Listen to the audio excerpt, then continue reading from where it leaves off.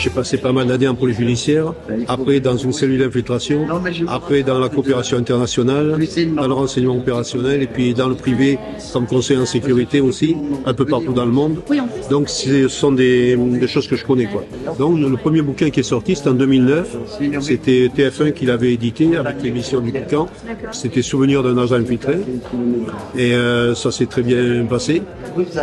Et puis après on m'a demandé d'en faire un autre, mais ça m'intéressait plus. Il y a 7-8 ans de cela, je me suis mis un défi, est-ce que je suis capable d'écrire un polar? C'est-à-dire quelque chose totalement artificiel. Et puis il y en a un qui est sorti, il a été édité, ça a bien marché, on m'a demandé un autre, puis un autre, puis un autre. Puis maintenant, c'est un passe-temps. Et comme ça, c'est juste un passe-temps.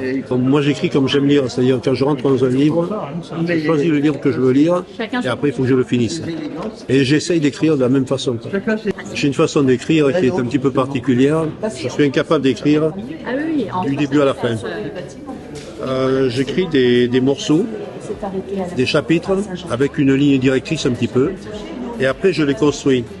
Et des fois, il y en a, ils vont me sortir un seul livre pour aller dans un autre. D'accord, oui, c'est ça, mais c'est bien. Alors, vous voyez, c'est un petit peu particulier. Et si je peux me permettre une petite aparté, avec plusieurs anciens auteurs qui sont des anciens policiers, on va dans les collèges ou dans les lycées, et depuis 10 ans à peu près, il y a une dynamique qui a été créée avec l'enseignement, de façon à ce que les enfants, les élèves, construisent des nouvelles policières. Donc, si vous voulez, c'est un exercice très très agréable de communiquer cette passion de l'écriture à des jeunes qui ne demandent qu'à la découvrir. Et ils adorent ça.